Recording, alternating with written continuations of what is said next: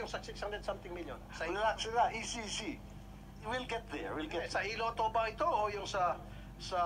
Mr. Chair, it was 698 million ang pinatinamaan po. Kaya nga po, yung tumama na yon, saan po siya bumili ng ticket?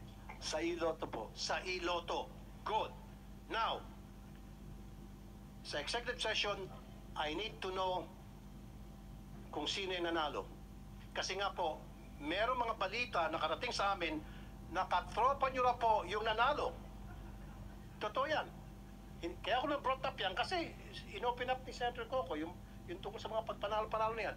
So, mamaya mag-executive session tayo para masiguro na talagang hindi po katropa ninyo. Kasi yun po yung kumakalat na balita ngayon na hindi ko pinakinggan.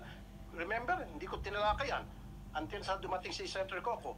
So, kailangan ko yung pangalan, identity nung nanalo.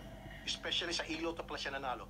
Kasi meron pong balita, 30 million na po ang ininvest ng tropa ninyo para manalo doon sa 690 million na yan. Tumatango si Ma'am Javier. Pero yan po ay, siyempre yan po yung sabi-sabi nila. Para maalis yung sabi-sabi na yan, mamaya po sa executive session, gusto ko malaman yung identity ng taong yan para makagawa kami ng mga, para masiguro na hindi connected sa tropa ninyo itong nanalo. Kapag halimbawa, after mag-hire ako ng private detective at na-trace na talagang, lumitaw na talagang hindi galing sa inyo, then sasabihin ko rito na yung ay chismis lamang, walang katotohanan. Pero pag lumitaw sa ginawang investigasyon, I might even use the NBI, the ICT,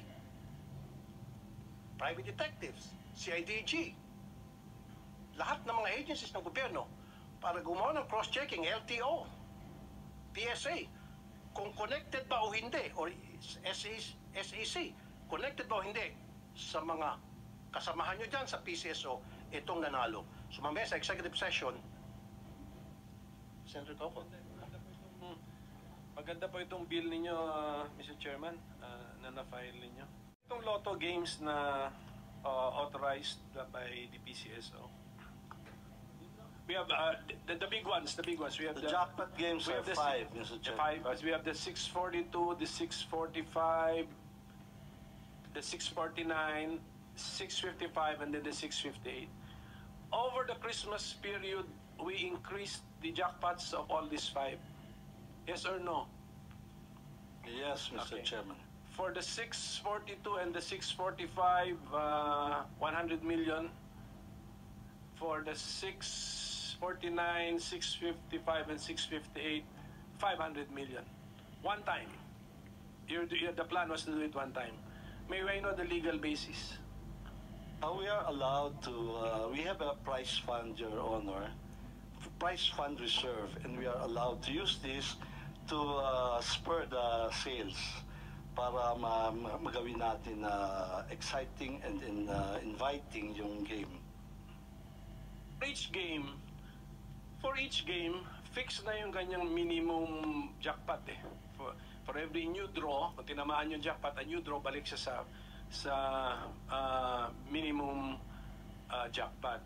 So, that must have been fixed by mathematics.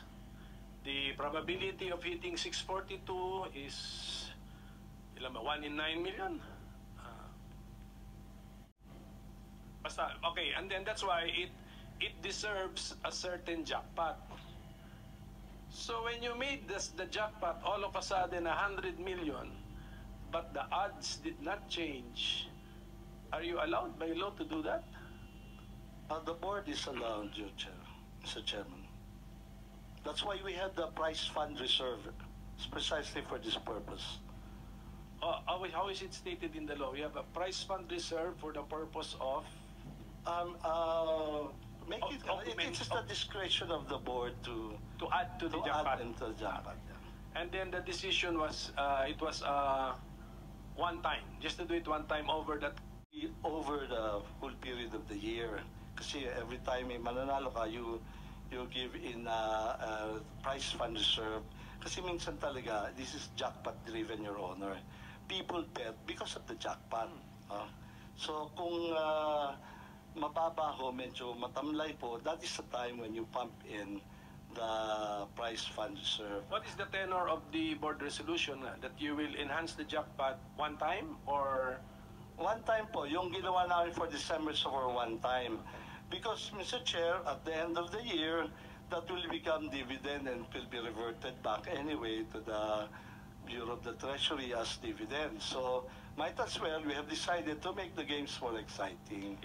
if you want to repeat this, you need to pass another resolution. Yes, Your Honor, we have to go back to the board. Basta klaro yan, okay. And then for the information of the public, yung mga increased jackpots po natin na 100, 100, 500, 500, 500, so a total of 1.7 billion pesos, tinamaan na po lahat. Yes, Your Honor. Okay. In less than a month. Within a month, Your Honor. Yes, within a month. Opo.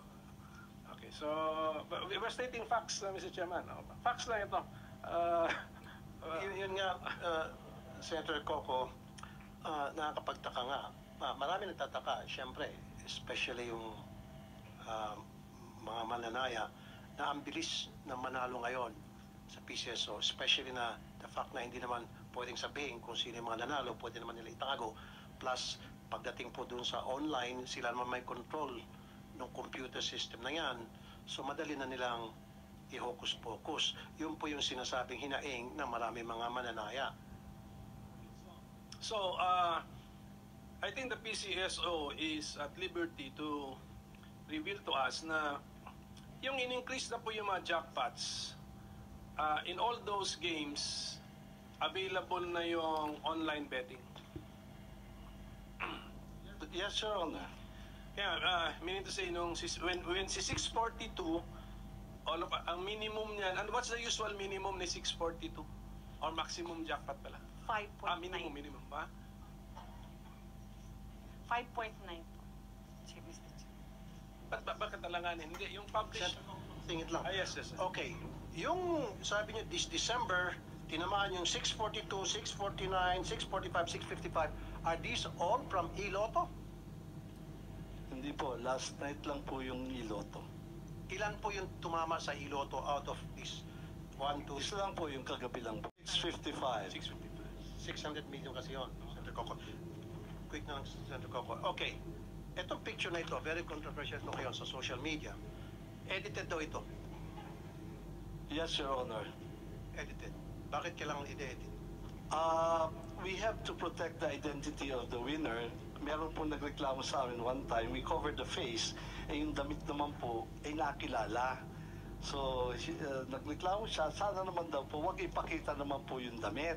So, yan po ang reason niyan, and I agree, it's a very poor editing, pero the objective is to conceal the clothing na ma-identify sa kanya. So, ibig sabihin, so inamin nyo, inedit to, pinalitan yung clothing.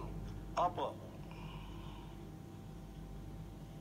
Bakit kinakailangan palitan ng clothing? Again, part po yan ng pag-conceal kasi na-identify po yung damit. For example, kung at that day, yung mga kapitbahay po uy, yun yung suit niya, ganyan. Or kung nakapag-selfie siya, meron yung pong nagreklamo sa amin, favorite clothes daw kasi, kaya nalaman siya. So, Your Honor, it's, if there is something else purpose of concealing the identity, Your Honor. So, at least sinamin nyo, ayan, marami kasi mga nagtatanong, nagsabi, purang pagka-edit. We're So, sorry, inamin nyo, we're not very good at editing the clothes. Pero yung tao hindi edited. Hindi po, totoo po Tunay yan. na tao to. Tunay na tao po yan.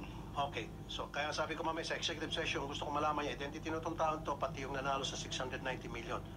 Actually, Make sure na lahat po talaga on record dyan, kung isusuppinan niyo po, we can provide the names. No, sa executive session, pwede naman siguro yan. Am I right, Senator Coco? Can we do that? On executive session?